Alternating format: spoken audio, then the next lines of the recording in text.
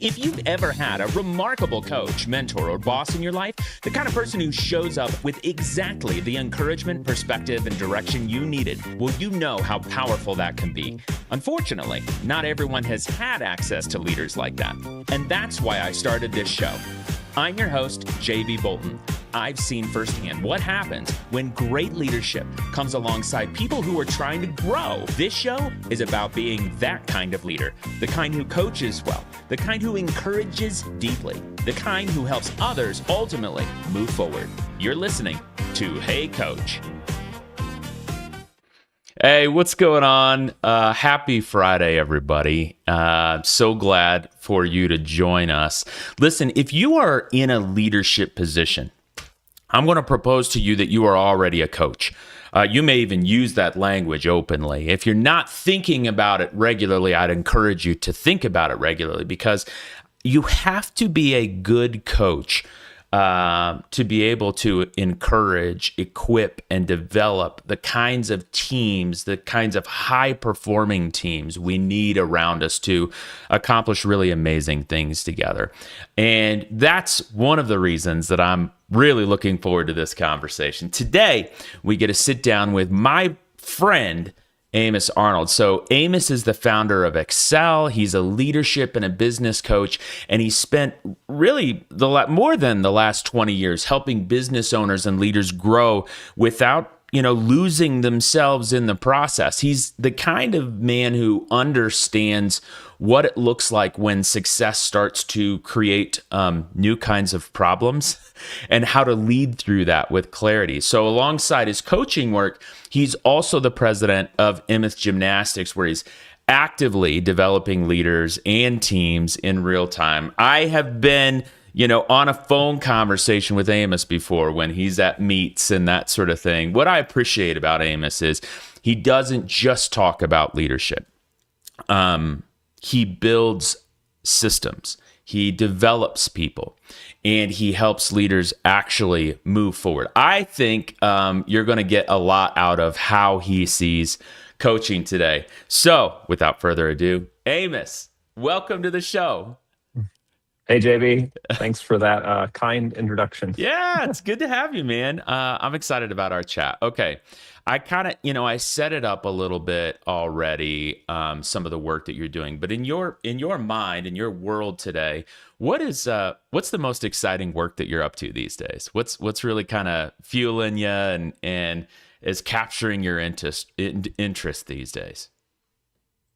Yeah, well, I go a little bit off of what you alluded to, that right now in this season, I'm actually really enjoying doing like two different jobs, and actually getting to lead at MS, like you talked about, which is a sports club for kids that I've been at for many years now. But not just doing that, but also, building the coaching business that I have as well now. And so just fun that I get to, I don't know, I guess I feel pretty privileged that I just get to expand, that I get to talk to more leaders. And that is something I'm very passionate about that, obviously we've chatted about.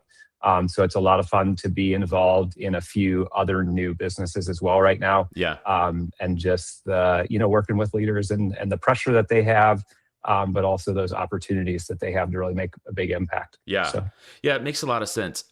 Okay. What is one thing that our listeners might not know about you just by like looking at your bio? Great question. Where to start with that, right? So I don't know that you get the typical answers or whatever, but I'm married. I have a great wife, and I've got two daughters, and so I think you actually mentioned it in your intro too. But my daughters actually both compete in gymnastics, which is part of that connection to Emma that I have there. So we have spent a lot of weekends this spring, at gymnastics meets, which are both really exciting and incredibly, boring at the same time sometimes for the amount There's a lot of waiting, time, right? In between the events. The amount of waiting. Yes. Exactly. But it's been a successful growing season for both my daughters. So it's been a blast Oh, that's to awesome. watch that and get to learn more. Yeah, there's another level of coaching in that, right? Now, are you Indeed. one of the coach from the sidelines kind of parents, or are you quietly kind of like nervous inside and sitting quietly on your hands while you watch everybody do their things? Like, what's your style? Yeah, great question. Well, I like to move around because at gymnastics meets, you don't get a great audience perspective often. So I'm usually Yeah, walking around to find the best vantage point there. Um, it's been a super fun thing to have my daughters involved in because of their growth and sure. I mean it's so much practice they put in there all year round, Yeah, hours and hours a week and whatnot. So going to the meet, I do think about, I guess my leadership style and all that too. So for me, it's not a lot of words. It's just some, small good lucks to them and high fives, and hopefully they're feeling my support there. And then it's fun to watch, and yeah, I try to cheer appropriately and all that. So you know, I'll do a little yelling their name here and there, but nothing overly aggressive or yeah. anything. So Listen, for those of you, I've had the privilege of seeing Amos receive good news on a virtual meeting. I've watched him dance. I don't know, Amos, if you were thinking about like any sort of like a dancing today during our show, but for people who are watching as we'll opposed to see. listening, who Yeah, knows? Maybe. Okay, good. let's talk about this concept of coaching kind of early on in your life, and maybe how it impacted you. Was there a coach or a teacher or a boss or somebody kind of influential to you early in your life or early in your career that really had an impact on you? Either hopefully in a positive way. Sometimes there are stories about in a negative way, but when I say, okay, like what's one of your first memories about a coach and their impact on your life, or a mentor, or a boss? Is there somebody that comes to mind there for you? Yeah, I had one in mind, and then you're making me think a little bit differently as well. There's on the positive negative side. Well, we can go So both that's too. yeah, it's kind of fun. So, and it's interesting, even where I'm at. I always think it's fun to look back on your story and say, hey, where'd that come through? How do my experiences add up to what I'm doing today? Yeah, And definitely my beliefs or values are that there's design in that I don't see, but maybe God's orchestrating all that over sure. time to build a recipe of where I am now. So Yep. looking way back, my sports experience for myself was very poor. I didn't have a great aptitude for sports. So there's that. And, maybe that was rough for my coaches in the beginning, but, I honestly got picked on a lot in the sports that I did, a little bit of soccer, baseball, some different things as a kid. Yeah. And it is pretty negative experience for me of really feeling left out, excluded, like I didn't belong places and things like that. Wow, man, that's So that's that's interesting. Was that coming from a little bit from the coaches as well, or more from teammates, or? Yeah, I mean, so and it's a little fuzzy on Sure, recollections there sure. mostly, but I think it was mostly teammates or other kids that I didn't even know very well because Mm, I actually was homeschooled as a kid, so I didn't have like a lot of at school connections to right. anybody. So I go join these sports team and not know many folks. So, but maybe the not to cast any blame or whatnot, but I think there was maybe coaches who weren't just managing that environment or Sure. kind of watching that culture and structure enough to maybe, do something about that or whatnot. So yeah, now, I'm not camping out on how those were negative, but I actually look sometimes back. It's kind of funny. That's the experience I had, but one of my roles now in leading at MS is a sports program. But of course, we've got some strong driving values to have a safe building up environment for kids that want them learning Totally. their sport but growing inside all the Yeah. time, so safety there for them, just mentally, emotionally kind of stuff through hard work Yeah. at leading coaches and students and parents there.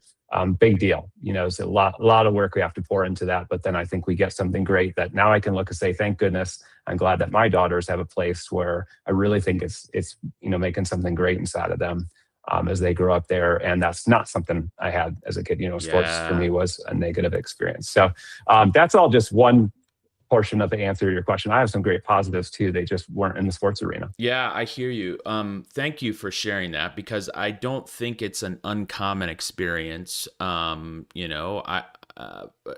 had some of that a little bit as a youth in sports, and I know many of my friends who did, or the children did as well.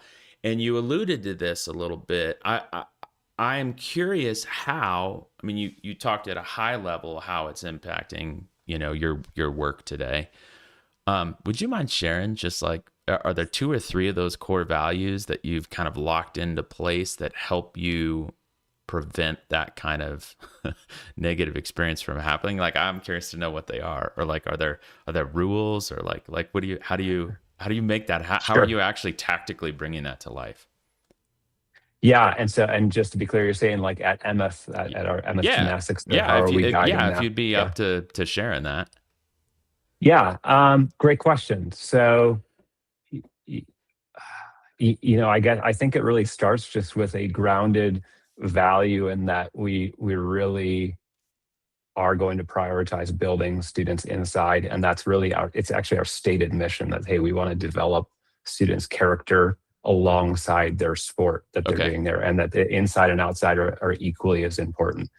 Sounds kind of maybe ridiculously simple when I say it like that, but we really build that as a foundation and say, hey, that's everything starts there. It's not a phrase, it's really a belief system or a structure there. So we kind of start with that, and then Sure. kind of start building structure from there. Sure. And so we've done things like it's kind of a little interesting, but in that space, all of the classes that we run there, we actually start with like 5 minutes of something we call character training, and we actually have written a curriculum and such to drive that. Oh, wow. Which it's amazing and it's interesting. And also you say, man, what can you actually communicate in a minute or two to kids? I don't know, what are they going to remember? But one of the things we get out of that is we're just valuing it and taking time for it. Yeah. And that's, for, me and the parts I play in that, or even developing some of that. And then it's for our staff, and they're like, hey, this isn't just something we're saying. We allot time and energy to it and focus. And then, we really are working to integrate that. So that's a couple pieces of that. I do think it carries into maybe core values and things we have too. And I also say it's it's a forever project. Yeah. Right? Of, hey, stuff like that. That's about culture. Things I think really are the way we're going to do stuff. It's never going to be something we can put on autopilot for a long period of time. Man, thank you so much for sharing kind of how you're implementing that, because I know of many businesses who would benefit from opening some meetings up with a little character building. Yeah. Well, if only businesses would do that more often, Amos. That is awesome. That is awesome. Okay, let's flip to the other side, which is what about Yeah. a coach on the positive side that had a really positive impact for you? Tell us the story there. Yeah. And so, I can think of a couple people, immediately some names pop into my mind. And then there's really a lot more as well, but I know I'm where I am today because of people's investment in me, taking time and energy to think about that. So, Yeah. I had a youth pastor early on when I was, or a younger teen and whatnot. And I look back sometimes and I kind of laugh at like, what on earth did he see in me? Because I was, an introverted, shy kind of young person. I don't know what I was bringing to the table, but somehow he invited me into saying, hey, Amos, the leadership is an important thing. Yeah. And, inviting me into some groups of, hey, here's maybe a group that helps decide what we're going with these students and things like that. And then even getting into over time, doing some book studies with him, just reading a John Maxwell book together and discussing or different things like that. So which John Maxwell book was it? We did the 21 Laws of Leadership, of course. There you go. And talked through that.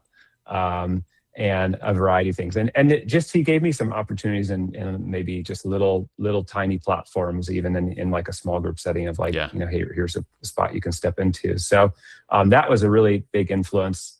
And just early on shaping my mind to be aware that, hey, leadership is so important because, we can develop our influence, and you can make something of it. And Yeah. it doesn't have to come from maybe like a natural outgoing personality or something like that by any Yeah. means. So Yeah, well, there are two things that really stand out to me when you tell that story, and it's an invitation and it's inclusion, right? Like mhm. that's a I don't want to put words in your mouth. I think the follow-up question is, how does that shape the way that you lead today? Maybe it's an invitation and an inclusion, but yeah, how are you finding that experience shapes the way that you lead today, and that you coach other leaders, frankly, who are leading their businesses? Yeah, great question. So, and maybe it still needs to more, but I think I really just have. I think I've worked a lot over my life, and even last decade or two, to practice just believing that people have a lot to offer, and Hmm. maybe even embarrassingly, sometimes Yeah, I look back and say like, like what can that person do, sure. or whatnot. But then just developing that mindset, like, man, people, they are creative, they've got skill sets, and they've got potential that we don't see yet. Sure. And that's maybe the humility of me looking back and like, well, my goodness, like I think certainly I had potential that was not visible Sure. when I look back. And thankfully somebody took the time to try to draw that out. And so trying to turn that around and say, hey, I don't know the potential somebody has, so where can I um, at least take a shot at developing that and seeing if they'll respond, or can I, like you said, kind of invite them into, hey, Right. will you be attracted to taking a little more responsibility here, Right. and what can come along with that? That's good. Um, was there kind of a moment, maybe with this leader, maybe another leader, that stands out to you, in terms of like, I want to be that kind of leader?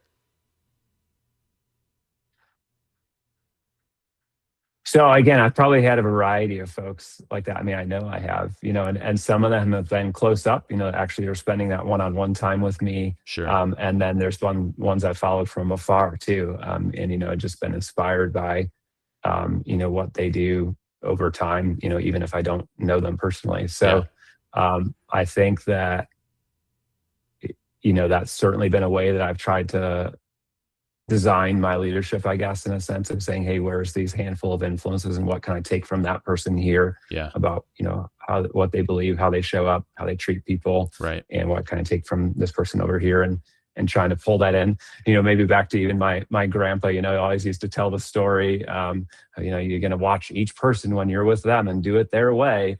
And then, when you go back on your own, you're going to kind of collect and compile those best ways from everybody, and Oh, wow. hopefully make something a little bit better, So I've got influences, and of course, in my family as well. Yeah, that's So, some profound wisdom for sure. Okay. So at kind of shifting gears a little bit, at the highest level in your mind, what constitutes great leadership? Kind of jargon aside, like what constitutes great leadership in your mind? uh, yeah, great question, of course.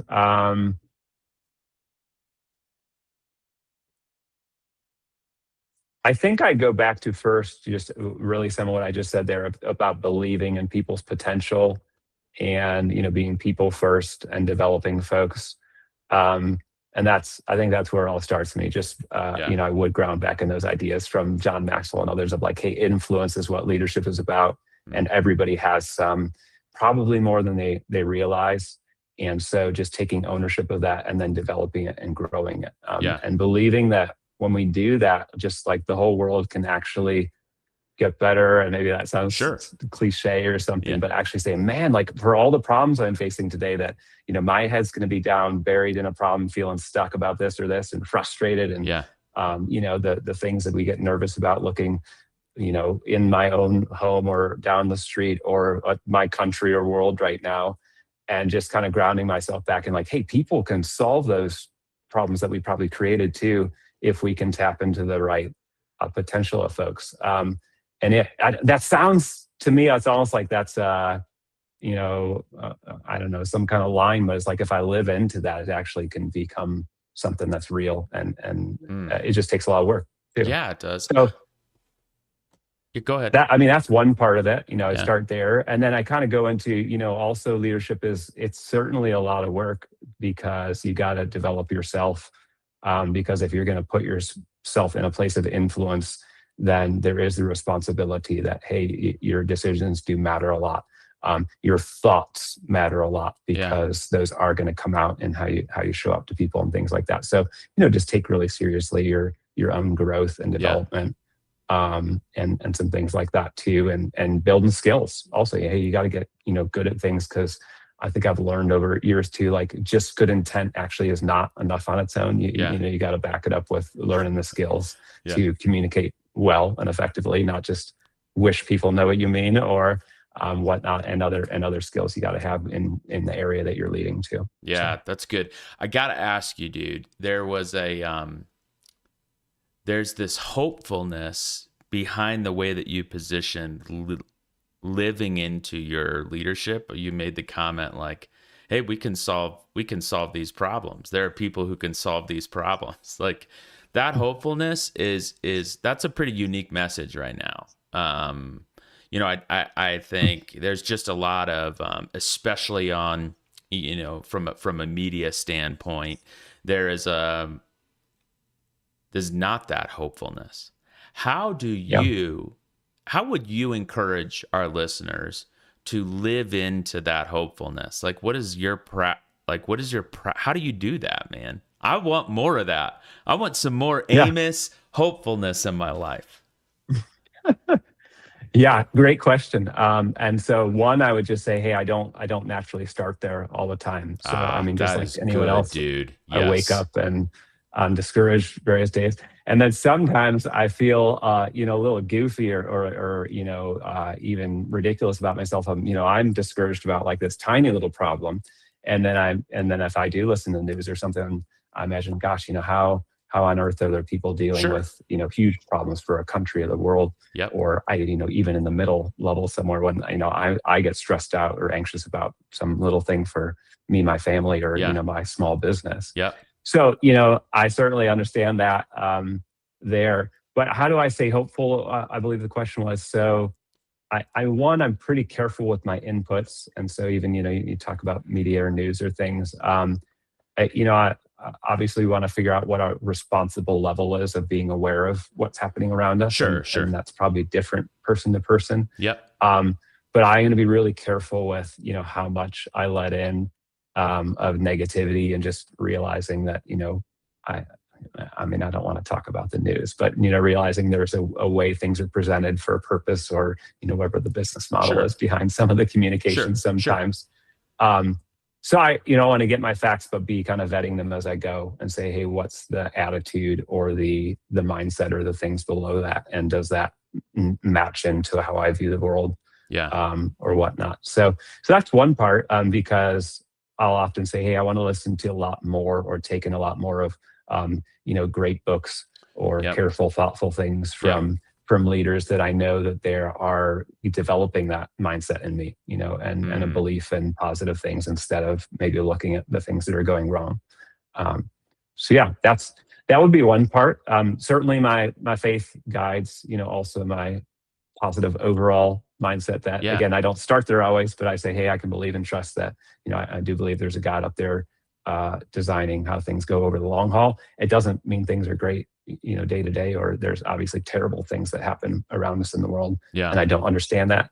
Don't claim to, but still, I actually wrote something about that today in an email I was writing, out to some folks, even of, hey, it, believing and trusting in some of that, it actually improves my leadership, though, not because I know how everything works, or claim to understand Right. that, but it it actually does something for me today, to say, hey, I don't have to bear all the weight of that, of understanding everything, or Yep. knowing where things are going, or things like that. Because if I can find and just be kind of settle into my spot and my influence that I've been given, and steward that well, it's a lot more valuable use of my energy and focus than Yeah.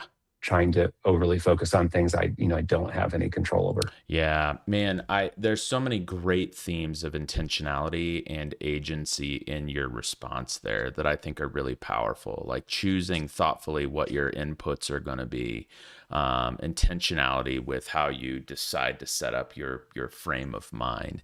This idea of I can't control that, but what I can control is dot dot dot. And thank God there are other people as well who care about great outcomes. Hmm. It's interesting because you get one perception like consuming media, and then you get this other perception when you actually connect with real human Hmm. beings. You're like, man, the world is full of great people who care about solving meaningful problems in meaningful ways. Thank you for just reminding us of that today, just in your candid answer about hopefulness, dude. I think that's really, really powerful. Okay. How is your leadership and the way that you lead, how has it evolved over time? Hopefully a lot. Certainly look back at earlier on in my career and positions, and goodness, I didn't know a whole lot.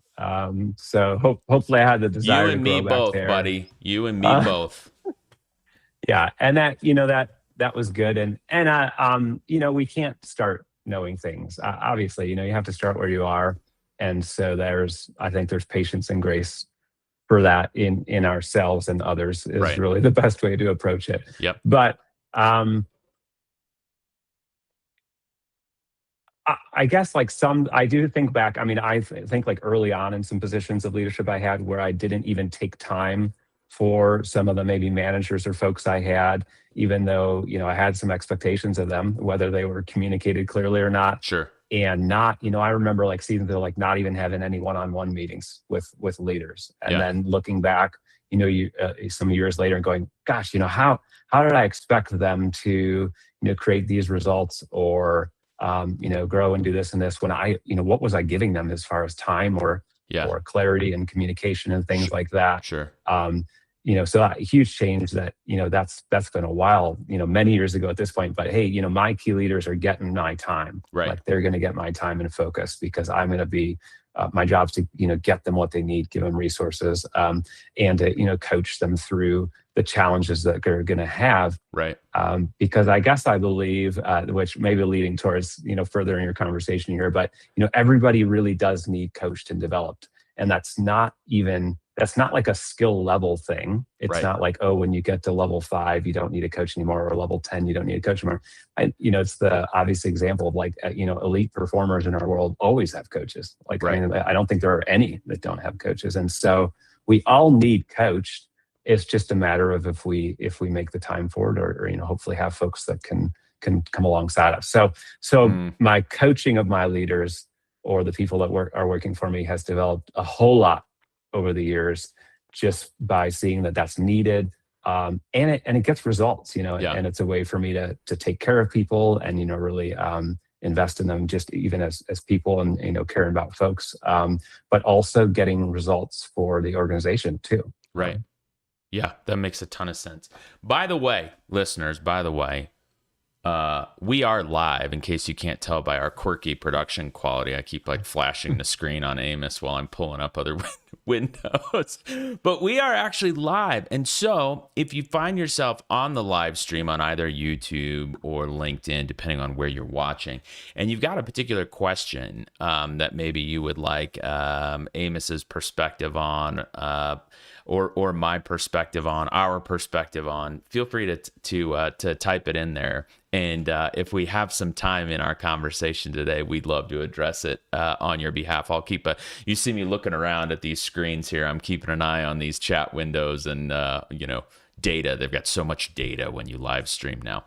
I want to continue on this vein of coaching, that everybody needs a coach. I think my question for you is, at what point did you realize you were a coach, or that you wanted to be a coach? Great, how did that question. happen? Yeah. So, my kind of formal coaching business has really only just kind of taken off in the last couple of years here. And Okay. so, I spent that time actually, okay, now I'm actually doing executive coaching for folks, doing some sales coaching, doing some other aspects of that for a handful of, different leaders and organizations and things. But I would say that, and I actually had my own business like many years ago, and then I went from there just back full time to leading at that Amos Gymnastics there and Okay. whatnot. And then a couple of years ago, I said, "Hey, I'm ready to branch out and get back to doing some of my own Sure. business here." But Sure. over what made it really, I almost to say like comfortable, saying, "Hey, yeah, it's time to jump into doing this coaching more with more businesses again," is that it was easy for me to look and say, "Hey, I've been doing this for a long time in-house in the business that I run and lead. And that is my job day to day, is say, hey, take my set of leaders or managers or whatnot Yeah. you would call them. And like every week, it's to be able to sit down with them and say, hey, what's holding you back? What do you need? Do you have clear priorities? How do we break through something that you have going on there? And how do we paint a picture that over time, over the year and the couple of years, you should be changing and growing a lot.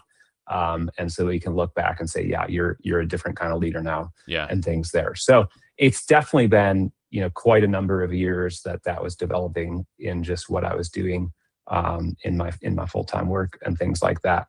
That got clearer and clearer.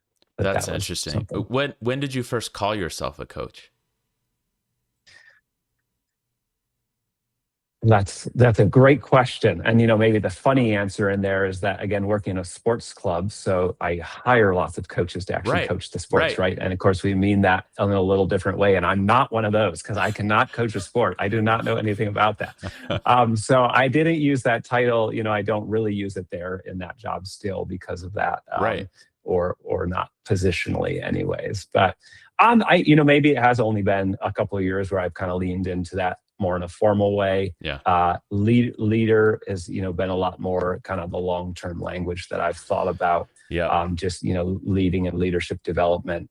And I do think about those kind of going together a lot. 100%, dude. I that couldn't agree coaching more. is one aspect of leading that I think you Yes. mentioned even in your intro. Like, hey, if you're going to lead well, coaching is a great skill set to apply, and there may be critical, at least extremely helpful. So. Yeah, that makes a ton of sense.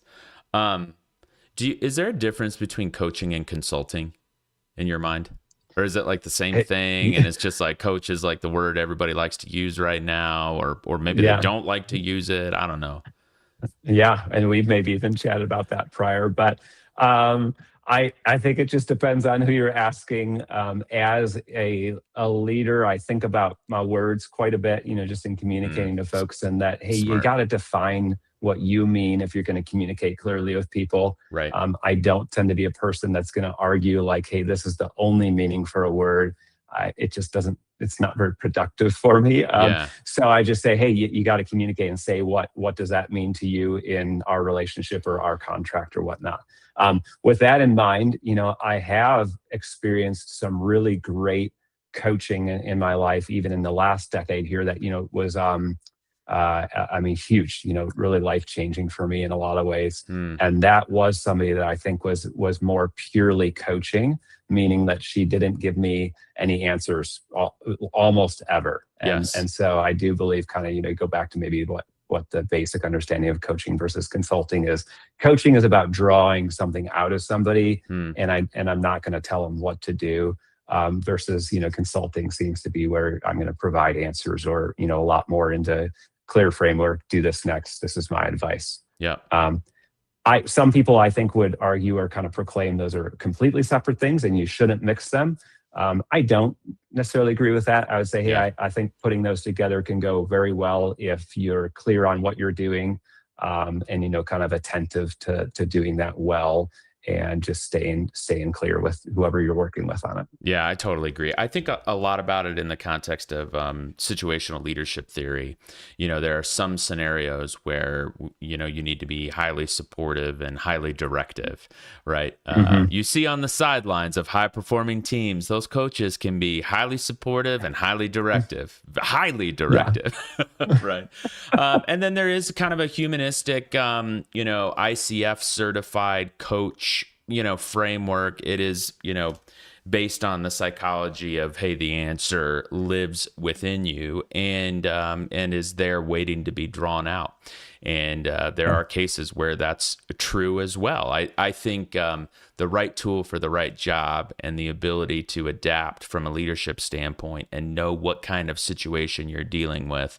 If your kid's running in front of a bus, that's not the time to say, well, let's pause. What might be the outcomes if you continue your pursuit? And no, you're gonna run out and tell them to run back into the road, and you're going to be highly directive in that sort of situation. So,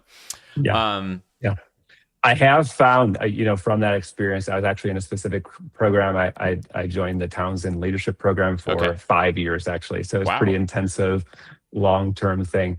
What I will say, as kind of a driving leader who I always wanted to push myself hard, grew up in a family of great work ethic, all that kind of stuff, that I was very surprised over time of how impactful very good coaching was in that somebody not giving me the answer. And, honestly, in the beginning, it was very frustrating to me. I'm like, hey, you just tell me what to do. Like, I hired you, paid you all this money, and you're supposed to be more experienced. Can't you just tell me what to do? And through working with a coach who was very disciplined on her end of not doing that on purpose, she helped me far more than someone just giving me answers would have. And so I learned a lot through that process. I mean, more than I can tell you in a few words, that even maybe nuanced in what you're talking about there. Like, I don't think I have a philosophy that like all the answers are inside of everybody. It's like, no, like we don't know very much. I got to learn and get better and learn from other people. But that's not. There's so many things that can hold us back in situations or in our life or in things we're dealing with that are not about information. Yes. Like, you don't need more information. You really need to kind of show up and be able to move through something that's holding you back, or, your own history or tendencies you're bringing into something, or just things that you actually are afraid of, whether you'd never tell anybody or whatnot, that somebody that will tune into you and really connect and listen and understand you, it does change things. Yep. And it has potential. So my respect for high quality coaching has just gone from, probably not very high to extremely high in having somebody that was very excellent in doing it for me. Awesome. So at this point, I'd tend to say, like, people probably need that more than they need information or told what to do. Yeah, that's so good.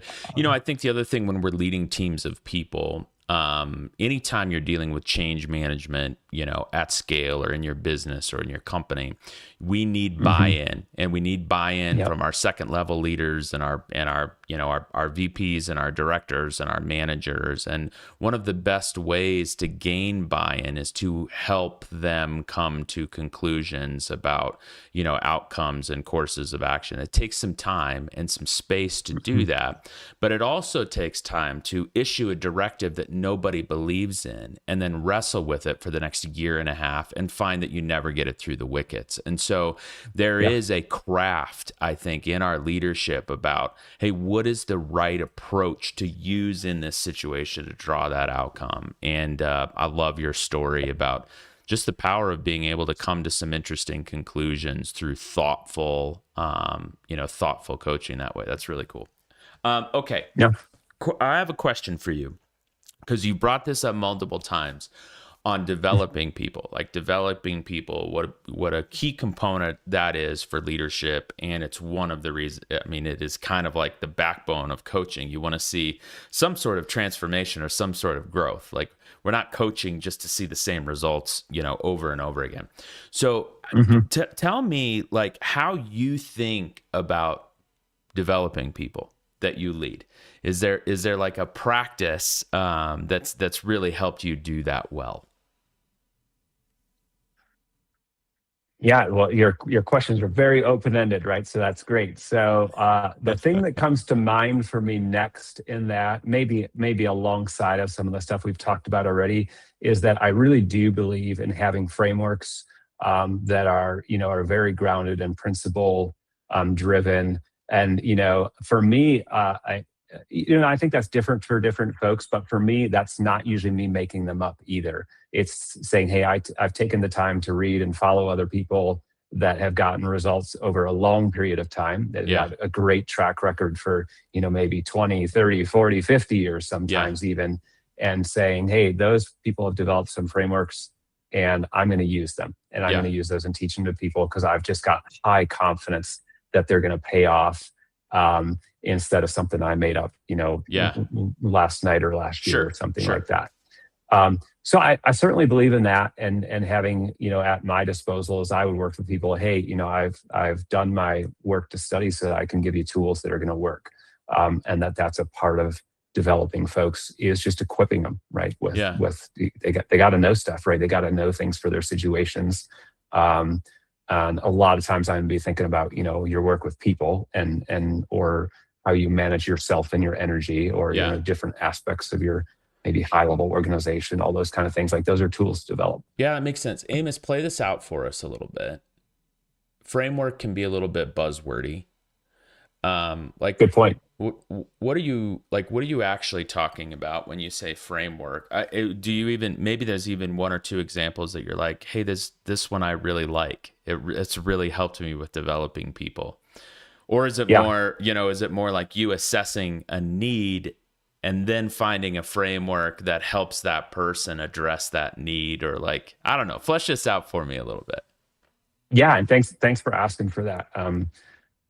Sometimes I don't pay enough attention to what all those buzzwords are that I don't even know, and that you're registering. Maybe that is just popular terms.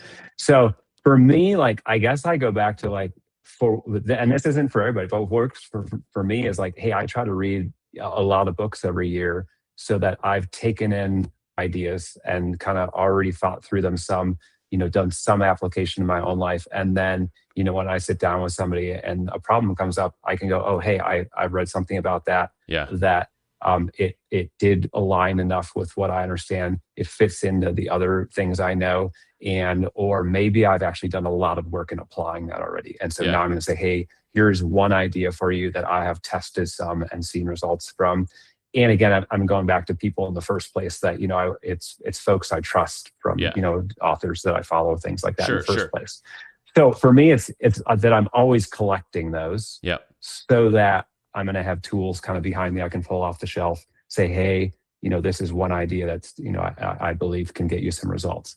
We've already mentioned a few authors, but I go down a big list for leadership. So of course I go back to John Maxwell stuff and a lot of his things for many years, and he's got great books that I would just say, hey, they're principle built. They're not about being flashy or what's popular. It's stuff that works. And they've lasted, right? I mean, they've lasted. They're they're classic in that sense. Are there one or two titles that for you, like for our listeners, you'd be like, hey, you might want to check out if you need a place to start? Check this out. Yeah. So of course, for his, the 21 Laws of Leadership is maybe, one of his most popular, well-known. I've certainly been through that a few times. I have read a handful of his other ones as well and found them always very good, reinforcing, encouraging around his, similar principles and things like that. And again, for me, as I take those in and read them, it just becomes just a reference library, really even some of it is just in my own brain of, hey, that's stuck enough. I'm going to hang on to that idea. Good. Or whatnot. Did you ever read, did you read 5 Levels of Leadership? I have heard him discuss through those, but I can't remember if I read that. So that, for our listeners, that's another one that I like. That's a Maxwell, 5 Levels of Leadership. And the interesting thing about levels is implied some development as well in some of that. So that would be another great one to check out. Okay, what else? That's a great place to start. You said your leadership library is pretty full. I bet you've got 2 or 3 on the tip of your tongue that you're like, hey, our listeners would enjoy checking these out. Yeah, or organizationally, I think I've also taken a lot out of Patrick Lencioni, or depends, different people say his last name differently. But there's been some great tools, structures, and just thinking from him in hey, how do you lead health in an organization? Getting really practical into, I take from him a lot about, hey, meetings, like how your meetings go tells you a lot about your organization. And his idea even that if he he's a well-known consultant, worked with, of course, all kinds of Yeah. high-level companies. And he says, hey, I'll just come in, and if I'm going to audit a company's health, I'm just going to sit in a meeting or two, and I'm going to know all kinds of things. Yeah. So that's been a huge idea for me, and like a way that I've engaged, just holding myself accountable. Hey, I'm in all these meetings every week that I, ask for or have to do or whatnot. Yeah. And I'm doing a good or bad job a lot based on the quality of the meetings. Right. And so what does that mean to me? So that's been hugely helpful. It's Yeah. another area. Are there one or two titles there that you like? I really like The Advantage. So that one was good from him. That kind of talks about that. Yeah. He, of course, also read the five dysfunctions of a team, which there's overlap between those. Yeah. And then I actually really liked his more recent work on the five, or it's not five, but Working Geniuses. Yeah, Working Genius. And yeah. So certainly some tools and structures in there I've found valuable as well. Yeah, that's awesome. Okay. You have one more, or are those kind of the two big ones? I'm a huge Craig Rochelle follower too. Okay. Who he's got a number of books, but honestly, his leadership stuff that I've taken has been mostly from his podcast. Yeah. That he has a leadership podcast, and so I started listening to that when he first brought it out, which is a number of years ago now. And I can look at my organization at Amos, where I've got quite a few staff and things, and just say, hey, there's a lot of elements of our structure and culture that have been just significantly influenced by what he talked about. And he's got so much, not only on like values and how you're showing up, but also like actual into hiring. Hey, how do you hire people? Yeah. And different things like that. And so just really gave me a lot of tools and some things that I'll still quote to staff, even, certain phrases and things. That's awesome. Okay. All right. Hopefully, listeners, that helps you with your reading list a little bit. Okay. I have kind of an operational, a tactical question for you, which is, I really enjoy sitting down and talking about leadership and developing others. And there are moments of urgency in the businesses that I lead and in other executive businesses that I lead. And I feel like it can be challenging to find space there to maybe just, we don't have time. There's urgency. There are things at stake, people's jobs at stake, outcomes at stake, promotions at stake, right? Opportunity is at stake. We live in a very urgent culture. So to kind of bring this down to earth, how do you balance or think about balancing accountability versus encouragement when you're coaching people? Yeah, it's a great question. And I don't know that I've got any formulaic answer on that or whatnot. I think they're both important, right? And so I'm just going to keep them both on my radar all the time. And I think I just kind of tend to, self-evaluate and kind of check myself on going, hey, where's this person at? Yeah. Are they more needing some support or encouragement, or, digging into some development kind of stuff?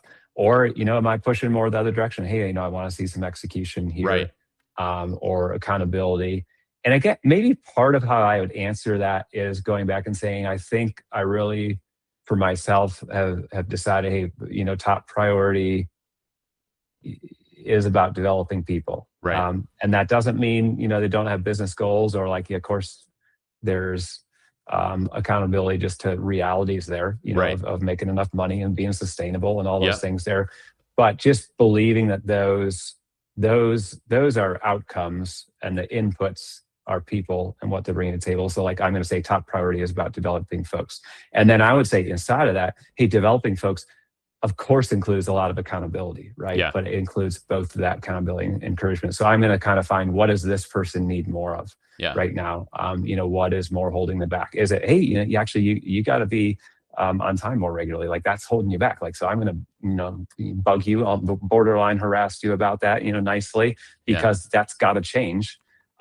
Or is it somebody that's in a different spot that, sometimes people really need a season of a lot of encouragement or development, or taking time, not on the day-to-day stuff, but more maybe some identity stuff like, hey, Yeah. you're not thinking about yourself as a leader here, or you're not really thinking that you've got what it takes, and we got to work on that because it's Yeah. holding you back. Yeah. Yeah. Absolutely. All right. That's good. That helps. That helps, Amos. Thank you. Um, Sure. I, today, as we're recording this live, is a holy day, for a sacred day for millions and millions and millions of people around the world. And you have been, kind enough to be kind of transparent with, obviously you've got some principled thinking and some faith that impacts the way that you lead. And I wonder if you wouldn't mind sharing with our listeners on Good Friday today, just a little bit about how your faith impacts the way that you lead. Sure. And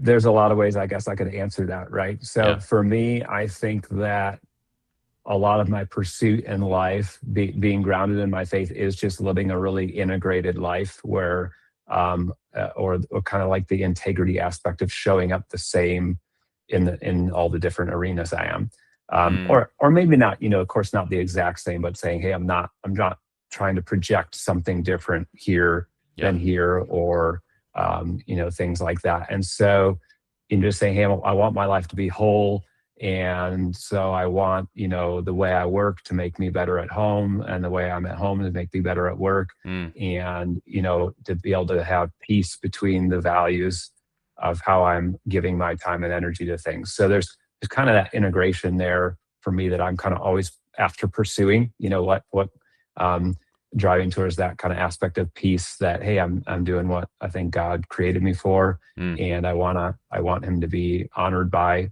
how, just a lot of probably how I would treat people, and mm, things mm, like that.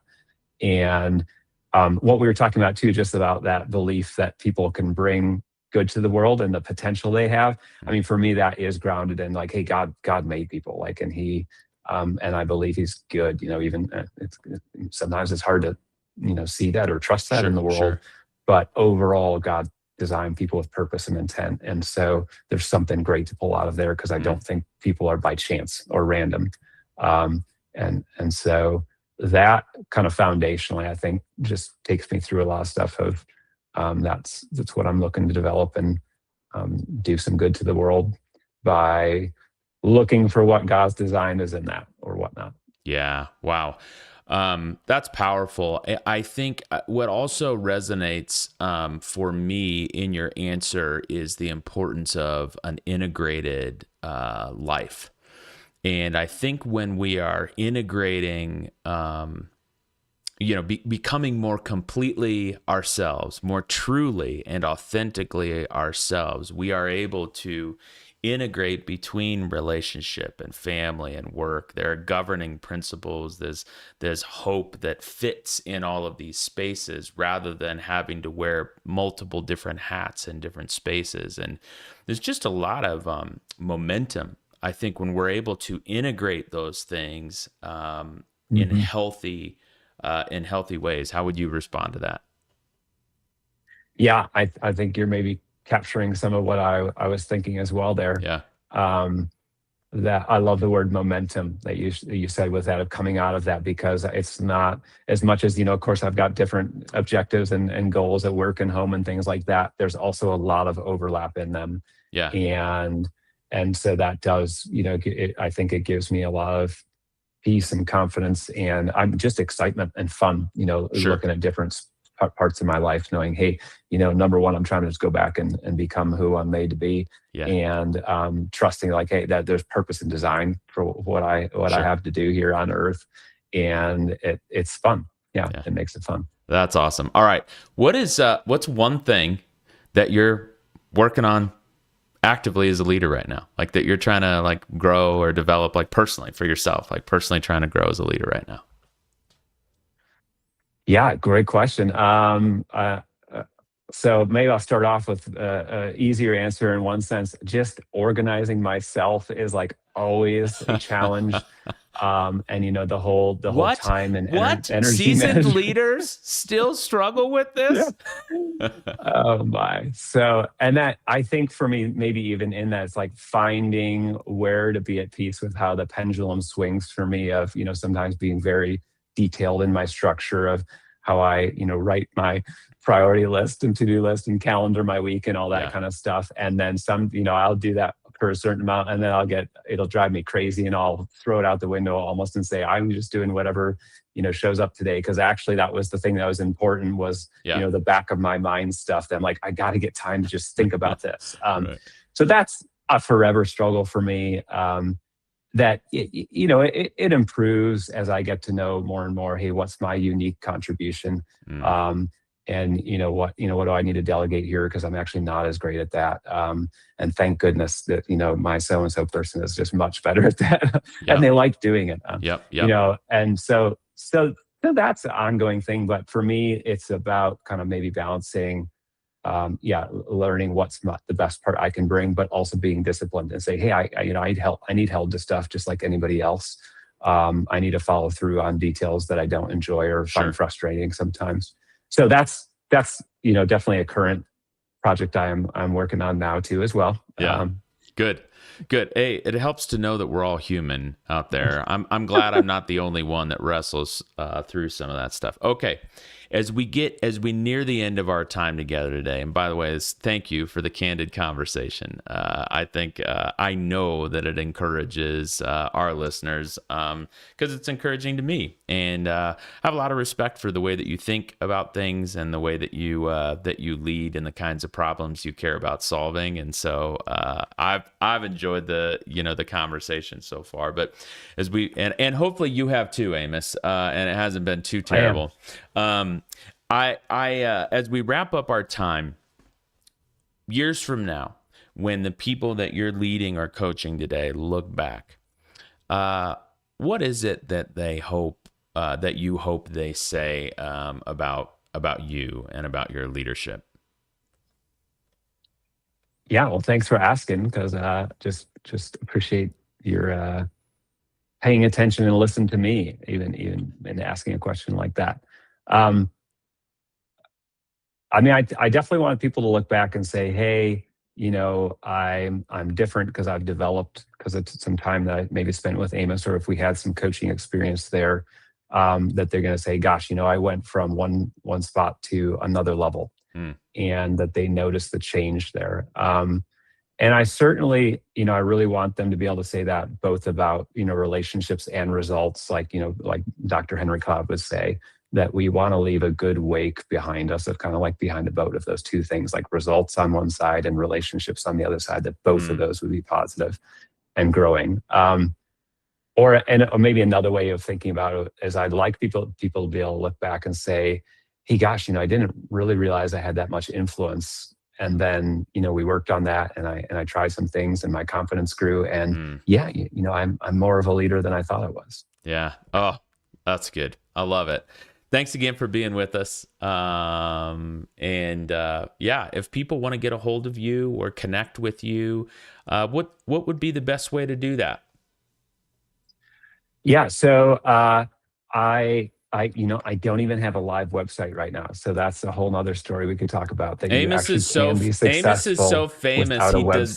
doesn't need a website. He's like, yeah, but clients just keep coming to me. Comical. But so I do, you can reach me at amos@EKKCEL.com, but it's spelled funky. It's EKKCEL.com. Because of course, the normal word was purchased many, many years ago on domains. And even though I've had that one for 10 years or something. So, yeah. Because of course, a little bit of designer, I do care about people kind of excelling and growing in life, getting them some insights they need to grow with there. So they can reach out there. I'm on, LinkedIn, of course. You can find me at Amos Arnold. And that's kind of the main spots I am right now. So thanks. All right, my guy. Thanks for being with us today. We really appreciate it. Listen, folks, thanks for taking the time to listen and watch the show today. We do this every other Friday, and we're live. And I'm going to do a better job of asking for questions ahead of the game as well, and letting you know who our guests are going to be, so that you can jump on and join us and get coached up yourself, or maybe let us help you through a challenge that you're facing, or a problem that you'd like to solve. For those of you who are honoring Good Friday today, I hope it is a deeply meaningful day for you, and happy Easter weekend for you and your loved ones around you. Have a great day until next time.